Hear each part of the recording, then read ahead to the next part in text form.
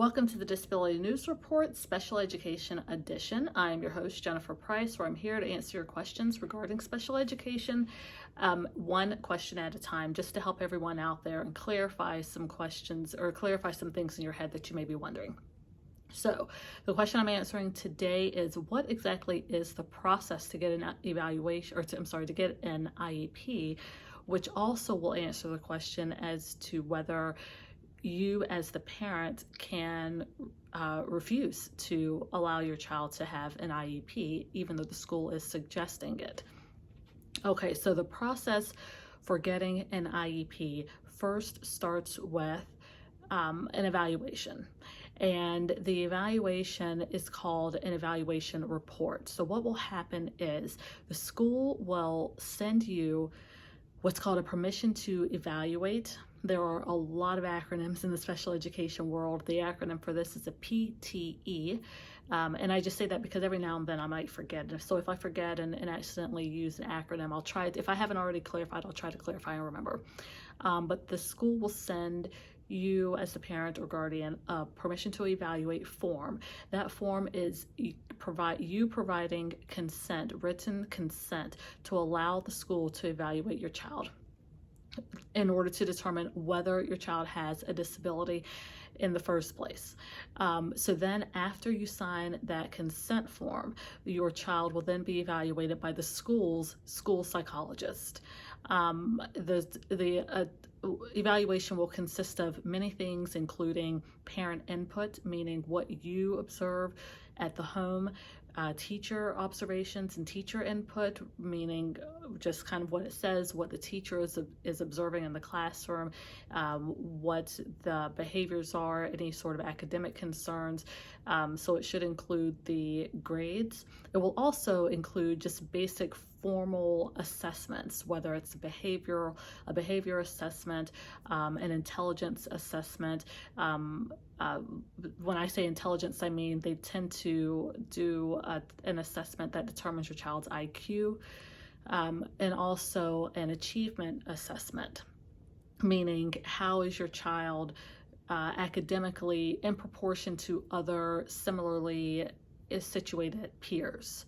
And again, all of these assessments are basically gauging your child on a scale compared to other similarly situated peers. So there, and I won't go into the names of them right now, because there are a couple of them that are running through my head, like the BASC and the WISC and the WIAT.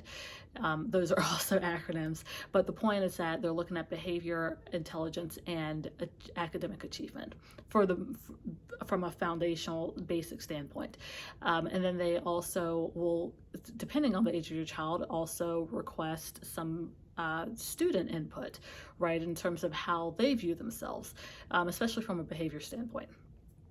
At the end of the report, a conclusion is made determining whether your child has a disability, and then also whether that disability is sort of acting as a barrier to your child receiving an appropriate education in the educational environment, because that is what's necessary to receive an IEP. And if you have any questions about that and what I mean, I do have a video for that, and I will you can click the button and watch that video in terms of what is an IEP. But those are the two conclusions made: disability, and whether it's and whether disability is causing a barrier to a child receiving an education. Okay, so then once that conclusion is made, you as the parent are then provided what's called an evaluation report.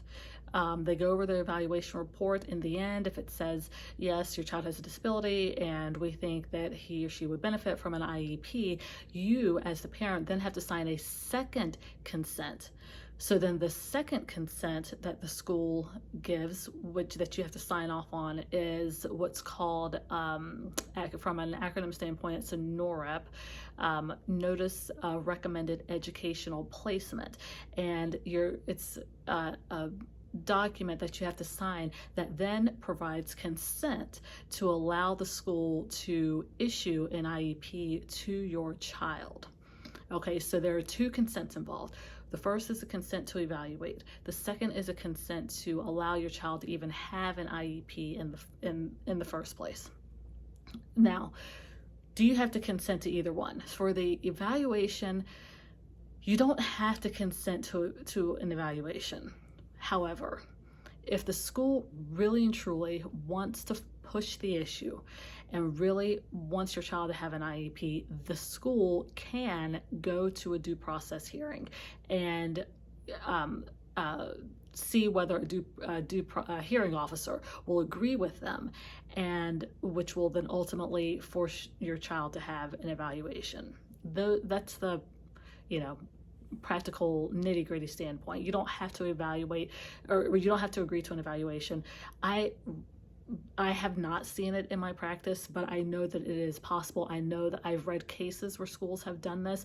So, how often does it happen where the school pushes the issue? Not very often, but it's important that from a legal standpoint, they can legally force an evaluation on your child if they want to, but it is going to require, like I said, them to take the next steps towards a due process hearing, and they're going to have to prove their case in the hearing, right? They're going to have to prove that this is necessary in the first place.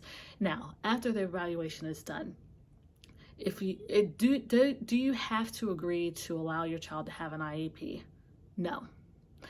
And no. And that's the end of it. When it comes to the evaluation, if the school really wants to force the issue, they can go to a due process hearing, get a decision from a hearing officer. When it comes to an IEP and actually getting an IEP issued to your child, that's the end of the road. If you consent to the IEP, they'll create the IEP and you'll move forward. If you do not consent to allowing your child to have an IEP, that's the end of the road. There is no due process hearing that they can file. It is truly and truly based on your consent, and they need your signature on the NOREP, the Notice of Recommended Educational Placement, in order to begin the process of actually developing the IEP itself. So that is the process to get an IEP. It first starts with an evaluation, which starts with your consent, and then goes on to your consent to have the IEP created in the first place. And then from that point, the IEP is created and you are now officially a part of what's called an IEP team.